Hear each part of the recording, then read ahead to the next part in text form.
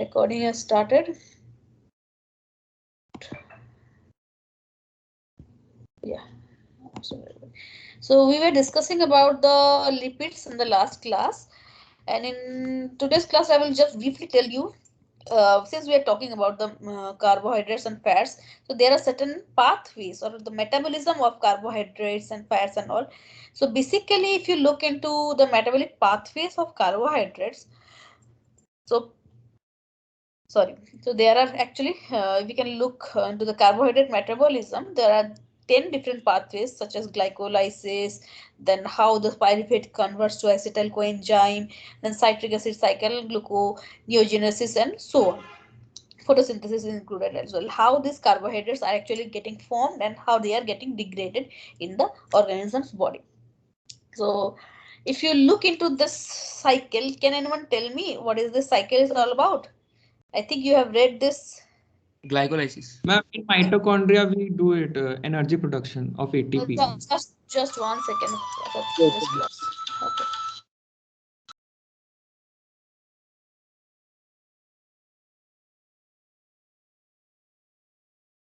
Yeah, so this is the typical cycle of the glycolysis where the glucose is breaking down into different forms, and at the end we are going to for pyruvic acid is being formed. So this metabolic pathway of breaking down the glucose in is known as glycolysis. At the end, it is generating two pyruvate molecules, and in this process, it is also generating the ATP, with the energy. Okay. And this pathway is actually common to both aerobic and anaerobic respirations. And we have also gluconeogenesis, which is actually the reverse process of this method, glycolysis, where what is happening here is that the non-carbohydrate molecules, such as like, the pyruvate and then the glycerol alanine, those things are actually breaking down to form the glucose. So in glycolysis, glucose is breaking down to pyruvate, and in gluconeogenesis, the other thing happened, the reverse thing is happening, glucose is being formed and pyruvate is being broken down. So gluconeogenesis actually happens in livers and also sometimes in the kidney. So these two pathways are just giving a brief discussion. Then this cycle, are you aware of this class? Krebs cycle. Krebs cycle, or also known as the TCA cycle. Tricarboxylic acid cycle. So this is actually the very important cycle in the sense that it connects almost all the metabolic pathways. Okay. So this is also where mostly the energy or the ATPs are being released so that we can have the energy that is required for our things. So this TCA cycle, someone was talking about mitochondria. So this is where this is happening. The enzymes are located in the mitochondria, and electron transport system also is another pathway where this energy things is being happened. So these two cycles, just about it, and just I gave you a briefly I'm telling you because these are the metabolic pathways for the carbohydrates as well as the fat thing. Yeah, so you can look into this methods, glycogenesis and glycogenolysis. So as the name suggests, glycogenesis means synthesis of glycogen, which occurs in the liver and the kidney, etc. And glycogenolysis is the breakdown of the glycogen molecule, which also occurs in the livers, muscles, and the kidney. So the name as is genesis and genolysis. What is the formation? One is the breakdown. So today we'll be starting with another macromolecule, that is the proteins, which is one of the important and as well as the evident macromolecules. So can anyone tell me where proteins are being found? Ma'am, meaning food. Anything. In food, just where? whatever your idea is about Dal, proteins. meat, dal, fish. Dal, fish, okay. all that. And what about in your body? In hairs. In the hairs, in the In here, nails. In skeleton. Yeah, and the keratin. Melanin. So we can talk about the proteins actually are the most abundant molecules, macromolecules, which are actually forming the very different important functions. And mostly if you look into the protein structures, these molecules are the most diverse. Okay, at the right hand side, I have shown you a picture which actually I have created using a software known as PyMol. So what I have used that actually there are very many visualization softwares. So since I am from computational biology background, what I did is that I took one protein structures. So people usually now in experimental people, they crystallize the protein and they found the structures, three-dimensional structures of the protein. Three-dimensional structures in the sense that I can have the geometric or the atomic coordinates of each and every atoms that are found in the proteins. So let's say protein contains carbon, nitrogen, oxygen, and so on. So each and every atom has a XYZ coordinate in the three-dimensional space. Okay, so based on that XYZ coordinates, the different people have actually developed different softwares so to visualize those structure. So such one example is PyMol software, which is freely available. You can also download it. So I have used that software, and what I did, I just input one protein structure into that, and I designed this, developed this picture, which is a this is a protein quaternary structure. Actually, this is the structure of a typical, sorry, it is the structure of a hemoglobin protein. Hemoglobin, I guess all of you are aware of. Okay. So this is a quaternary structure of a protein molecule, hemoglobin, and which I have actually designed through the software. Okay, coming to the functions of proteins. The proteins have many functions. First of all, catalyzing the metabolic reactions, transportation and storage of molecules. They also provide mechanical support and immune protection.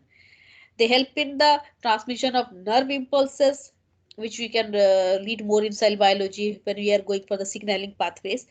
And then they are also helpful in controlling the growth and differentiation. Now coming how these proteins are being formed. So you can see that proteins are actually translated from RNAs.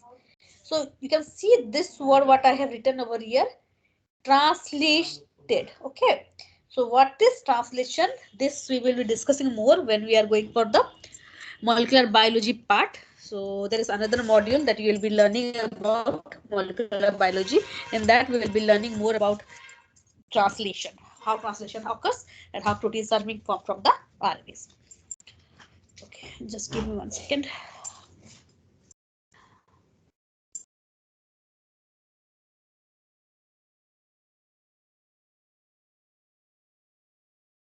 Actually, I got a very bad cold.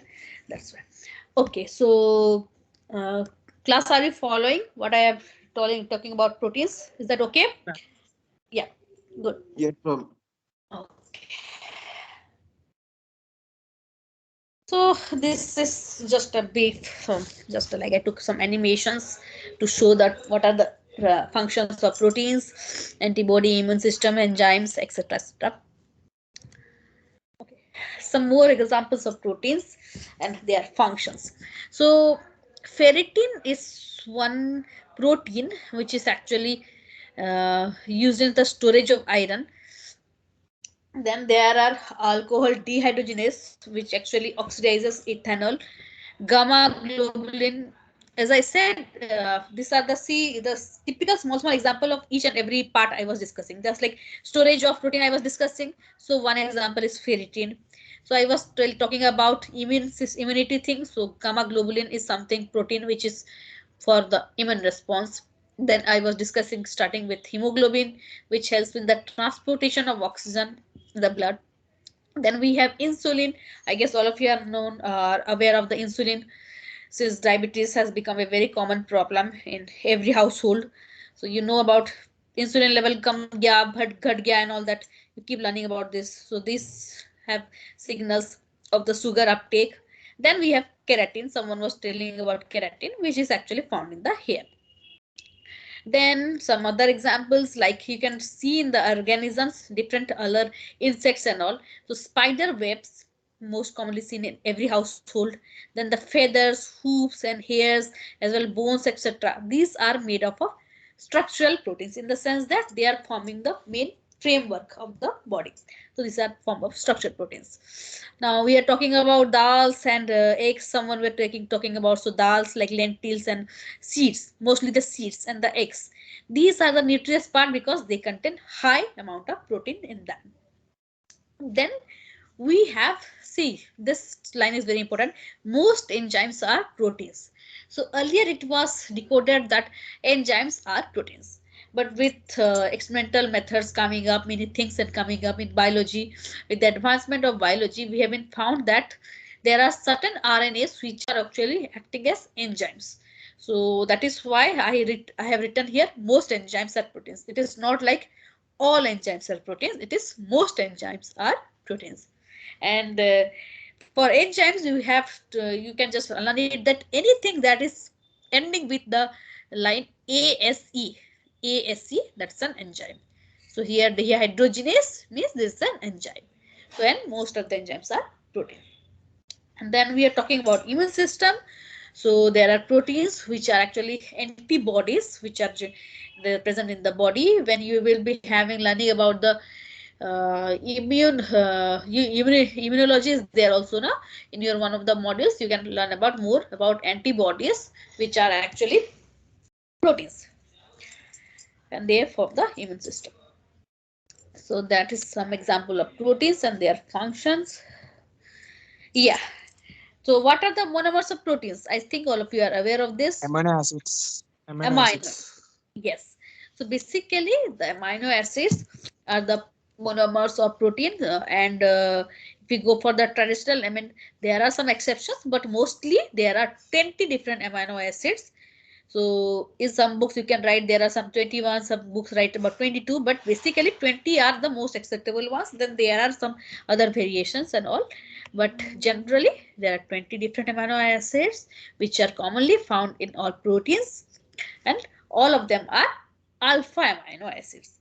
Okay, so can you just imagine just 20 amino acids and then they are making thousands and thousands of different kinds of proteins.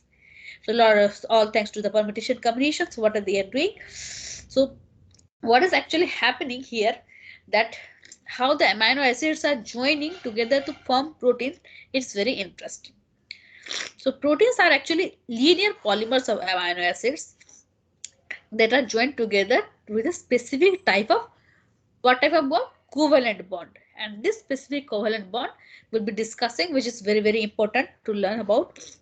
So if you remember what type of bond is present in carbohydrates? Glycosidic linkage. Glycosidic linkage. Yeah, that is the revision. I just want to do it so that you don't forget these things. In carbohydrates we have the glycosidic linkages, and then we in the fats, what type of linkages were there? Ester linkage. Ester bonds. Okay. Now in proteins we have this peptide bonds. But before we discuss about the peptide bond, there is something about something known as zwitterion. We will discuss about it. So what is actually happening? A typical amino acid is actually having two groups.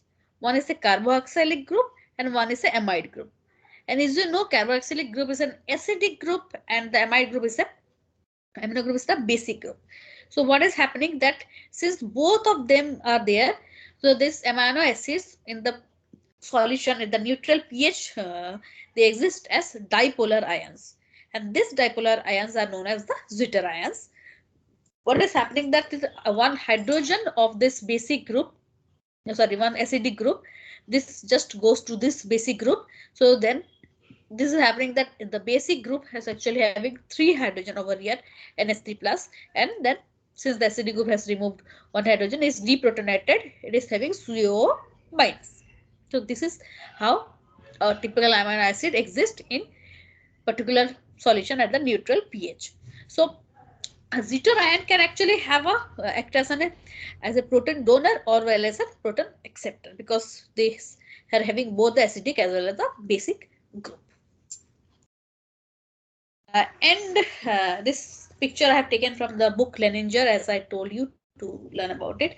So what they have done is that they have grouped this different amino acid into different groups based on the R group. So before I start on the R group, let me tell you. Okay, so I did not tell you, I just forgot these things. So amino acid, this is how a typical amino acid looks like. So this carbon is the main thing which is actually bonded with four things. One is a carboxyl group, COOH group. There is a one hydrogen, and then it is that having a, it is attached to a amine group, the NH2 group, and at the end it is joined with the R group. Okay, so this R can be a typical H or any other group. Sorry. So based on this R group, what is actually there present in these amino acids, the amino acids can be grouped into different categories. So if it is non-polar aliphatic R groups, so like here you can see the R groups have been shown in the pink, marked in pink color. So glycine is the simplest amino acid which is having actually the R group as H. So you can see here that typically the carbon is attached to one hydrogen, and then again the R is also H. So here it is simplest amino acid is glycine, which is actually a non-polar. Then the other amino acids like alanine is having a methyl group like CH3. So this is the R group in alanine. Then we have proline, valine, leucine, isoleucine, and methionine, which are actually having a non-polar aliphatic R group. Then we have different amino acids like phenyl, alanine, tyrosine, tryptophan, where the R group is actually having a benzene ring or a phenyl component. So these are the aromatic R groups. Then based on the charged and uncharged, we have also charged means positively charged ones, lysine, arginine, histidine, where we have a more than one amino. Already amino acid contains NH2 group. Here they have extra NH2 group. So these are the positively charged amino acid. And similarly, we have negatively charged amino acids because they have one more carboxyl group, COH group, like aspartic acid and glutamic acid. So these are negatively charged. Then we have polar uncharged R groups like serine, threonine, cysteine, asparagine, and glutamine. So this is how the 20 amino acids have been classified into different categories based on the R group. Okay, so you can find more about it in the Leninger book. They have described very well in that case. Okay, yeah, talking about the peptide bond, the typical peptide bond. So as I told that amino acids are actually joined together to each other with the help of peptide bond to form the proteins. So what is actually happening? See this this was one amino acid and this is second amino acid. What is actually happening is that the carboxyl group of first amino acid and the amide group of the second amino acid, they are actually joining together to form the peptide bond with the release of one water molecule. So what is happening? One hydrogen of this COH group and sorry, one OH of this OH group and one hydrogen of this amide groups, they are actually getting removed. You can see over here the reaction CONH and with the help of this removal of this water molecule. A hydrogen of the NH2 group and another of OH of this carboxyl are being deleted, removed to form the water molecule. So this typical CONH bond is the typical peptide bond, and in this manner different amino acids are joined together to form a linear chain of the polypeptide or the protein molecule. Now each amino acid is also known as a residue. So you can see another example over here. This is how I have shown a typical with R1.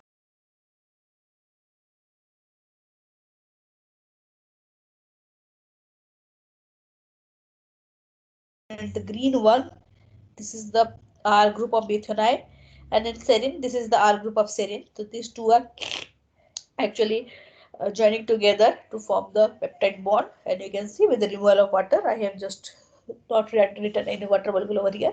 So methane and serine are formed together, joining together to Ma'am, form your the. voice is sometimes Sorry, lagging. Your sorry. voice is sometimes it's Oh, my just voice is some breaking. I'm really sorry. moving. Yeah, I'm just making this thing. I have done. Okay. So, any problem in this part? Should I describe it again?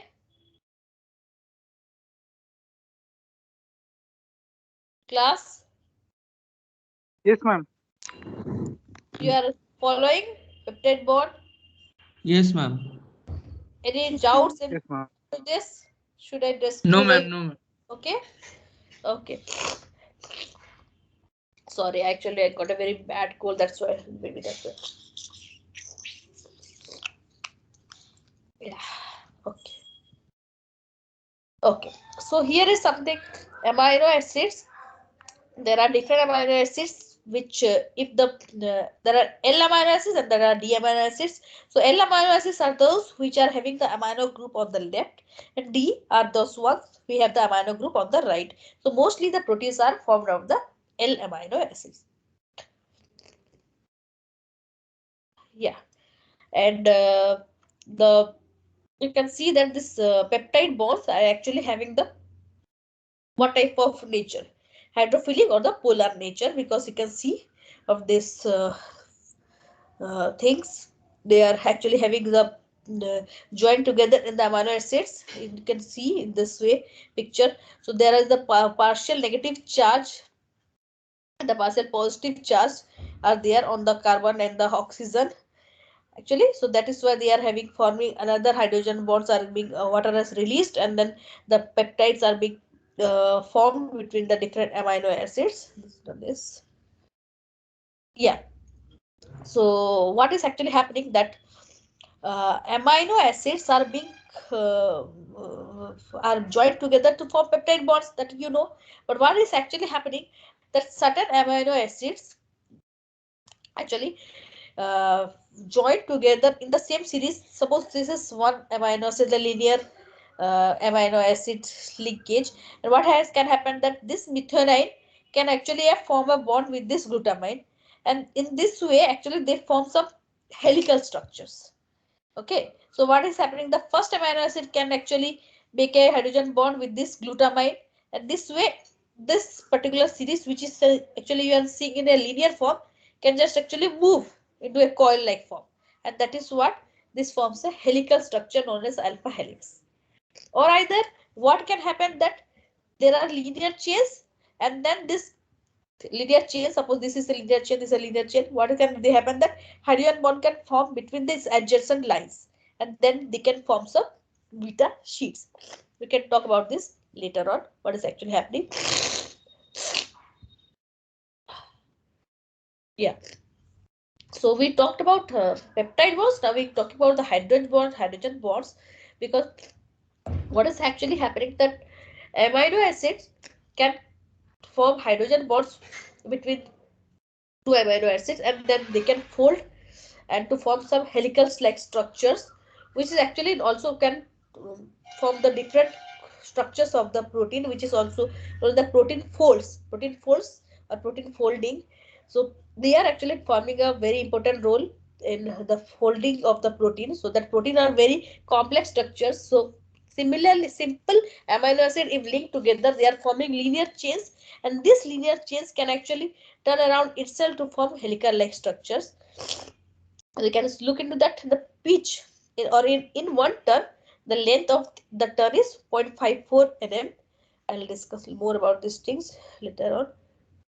So there are actually different non-covalent interactions. Actually, it is not only the hydrogen bonds, there are electrostatic interactions, then there are van der Waals interactions. So these kind of actually interactions help the proteins to fold together to form different complex structures. We can discuss later on all this paperwork. Okay, where this went. Okay. So yeah, different bonds we are discussing about. These are hydrogen bonds. Then we have covalent bonds, non-covalent bonds, and then we have hydrophobic interactions. What is actually happening is that we can look into the typical tertiary structure of the proteins. So the outer molecules of the proteins, we are having the polar side chains. So because they can form bonds with the water molecules, hydrogen of the water molecules, and inside the core region of the protein, it is the hydrophobic, or the core region is the hydrophobic one, which is actually the water repellent ones. So outer side we have water loving ones, the hydrophilic ones, or the polar ones, and at the core we are having the non-polar region or the hydrophobic one. So this is how a protein folds, and it is forming in the in the aqueous environment, this is the typical structure of a protein, where the outer one is the hydrophilic one and the core contains the hydrophobic. Sorry. One more interaction which is very important in the protein structure, which also helps in stabilizing the protein, is the disulfide bonds. So mostly this disulfide are seen in amino acids such as cysteine, because cysteine is the amino acid which contains sulfur atoms. So sulfur actually, those sulfur atoms of two cysteine molecules, they are forming to form a disulfide bond. So disulfide bonds actually are forming. So that is also another example where the proteins are folding, and this is also giving some folding things in the protein. This is something very important which we'll be discussing, and while discussing this thing, we can discuss about these other structures as well.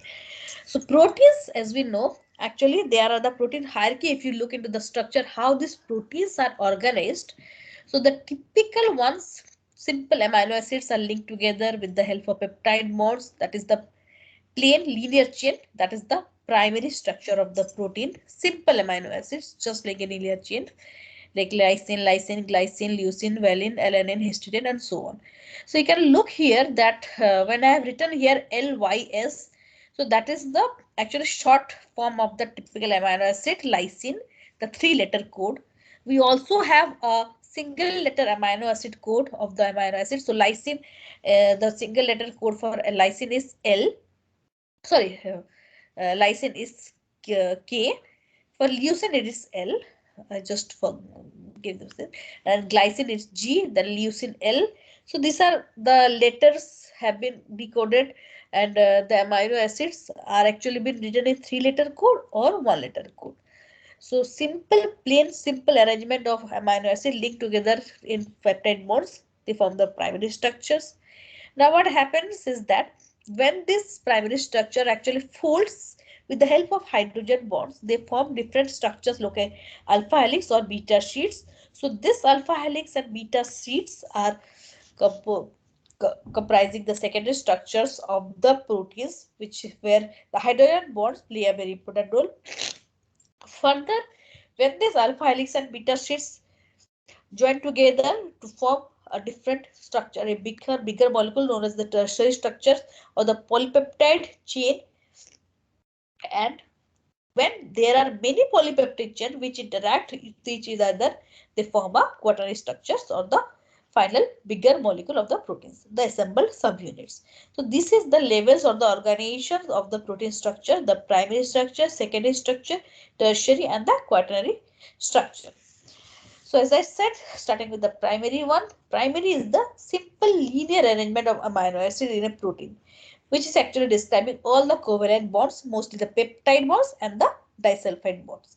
And this is very important element of primary structure, because this is the base from where the protein structure is getting formed. Okay, so this is the primary structure of proteins. Now coming to the secondary structures of proteins. So secondary structure actually consists of two different types. One is alpha helix and another is beta pileated sheets. So alpha helix, first we'll discuss. So what is actually happening here is that, as I told you, the amino acids in a linear arrangement of proteins or in a primary structures, they can join with each other with the help of hydrogen bonds, and then they can just give a twisted kind of structure known as the, let's say, helical structures. Just like you see a plain wire, if you just turn it, and you can just put into a spiral form, isn't it? Just make a simple wire, you can just turn it, and then you can make it in a spiral kind of form. So that is kind of alpha helixes.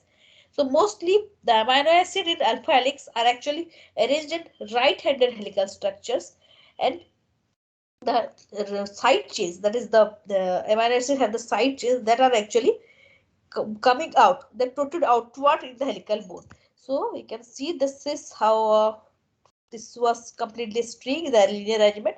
Now what is with the help of hydrogen bonds, it is forming into helical structures. And this is the typical alpha helix looks like. As I told you, the you can look into this now and coming to this slides.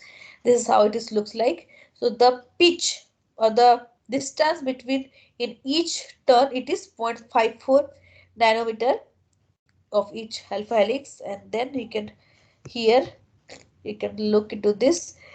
So there are how many turns, how many residues in one turn? There are around 3.6 residues in one turn. So in actually one complete turn of this alpha helix, how many residues are there? There are 3.6 amino acid in just one turn. Okay. This is how alpha helix looks like. Now coming to the secondary structure, the beta plated sheets. So as I was telling, so suppose there are linear chains of protein molecules, the primary structures. What can happen that there will be hydrogen bonds between this side, the side wheel. Just like you take an example of a, let's say, ladder. You look into a ladder, there are the two sticks, and in between there are the bridges. So in this way, the sheets are being formed. So either way it can form, either it can be a parallel one or a anti-parallel one. So just like suppose this is the example of anti-parallel, the first figure I'm pointing to highlight. So in these directions, the CONH, the COH groups of one part is on the left hand side and NH2 is on the right hand side, while in the other strand it is just the opposite. Or else it can be having a parallel view where all the COH, you can see the sky colors, the COH groups are on the same side and NH2 groups are on the other side. So it can have both anti-parallel or a parallel view. So the C terminal, the COH group of the C terminal, all are pointing into one category, or else the COH and NH2 group are in the other directions. Okay. So if the carbon terminal and nitrogen terminal, they are in the same directions, so they're forming the in the same direction, the carbon terminal are all the same direction, that it is a parallel sheet, or if it is on the other side, it is an anti-parallel sheet. Clear? Am I making sense, class? Yes, ma'am. Yes, ma'am. Okay. Yeah. So this is how different chains are actually joined together with the help of hydrogen bonds, and they are forming beta pillated sheets. So they can be parallel or as anti-parallel, either pointing in the same direction or in the different direction, opposite directions. Ma'am, Yeah. ma'am, please tell the residue 3.7 per molecule. I can't understand. You could understand? Okay. Just I'm showing this. What is happening? This is a linear chain of protein molecule. Okay. So what is I was telling that either let's say first amino acid is methionine, second is serine, third is arginine, fourth is glutamine, and so on. Okay. So based on the arrangement of amino acid, they have been numbered. What will happen that this methionine, the first amino acid, can form a hydrogen bonds with that, let's say, glutamine. Okay. So once this is forming what turn. अब ये इसके साथ hydrogen bond जब करेगा, what is it happening? It's forming a spiral like structure and it's forming a helical like structure, just like it is moving like this. Okay. So when these hydrogen bonds are formed, they are actually turning and they are forming this alpha helices. So each turn there are around 3.6 amino acids in a alpha helix. So one helix, when it is forming a alpha helical structure, this amino acids are turning. So in one turn, there are around 3.6 amino acids. Clear? Okay, ma'am. I understand. Got it? Yeah. Thank you. That and then a pitch also, you remember that this is the length, the height of this complete turn is 0.54 nanometer.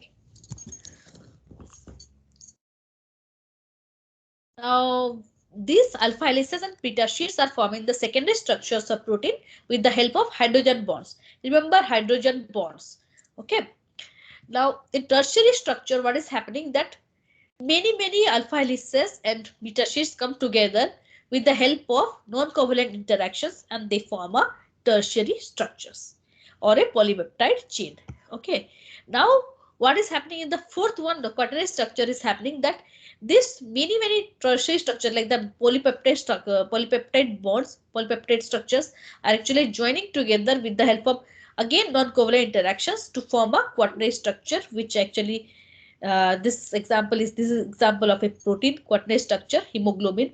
You can see this. I have colored in different colors like red, blue, and green, and then pink and all. So these are different polypeptide chains. They are joined together with the help of non-covalent interactions, and this is actually form a quaternary structure. So this is the final, final one, the organized structure of the protein. Okay, so here in the hemoglobin, you can see that there are actually 2 alpha subunits and 2 beta subunits. You can see the 2 alpha subunits. You can just look into this structure, the red one and the magenta one, the pink one. You can see this structure are quite similar, just like the mirror images. So these are 2 alpha units, and this blue and green are the beta subunits. Structure of protein is very important for this function. How actually the structure is forming the primary to secondary and tertiary and all, that actually gives an idea how the function of the protein is.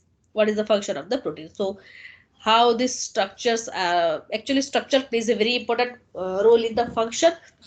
So that is why the protein structures is being studied very well. So this is another of different sizes structures, not important. Okay, so I'm not going to protein denaturation. Okay, I'm just stopping to protein structure, and that's it for the CA1. Is that okay, class? So I'm teaching till protein structures. Yes, ma'am. Okay, Yes, protein ma'am. structure. Okay, good. So till protein Ma'am, structure, exams will be whatever I have done, conducted on Moodle or MS Team. MS Teams. Okay, ma'am. Are you Ma'am, comfortable with please Moodle? upload PPT. Please upload the PPT, No, no, ma'am. MS Team is okay. Yes, ma'am. Okay. So someone is sleeping. 11 a.m. Huh. 13 January 11 a.m. 13th January 11 a.m. Okay, please note in the calendar 13th January 11 a.m. we are having your CA1 and sorry? 11 to 11:30. No, I won't give you that much time. आधा घंटा दे दो 15 बार के लिए. It's not possible. 15 minutes. Okay, so I will be telling you the time and duration.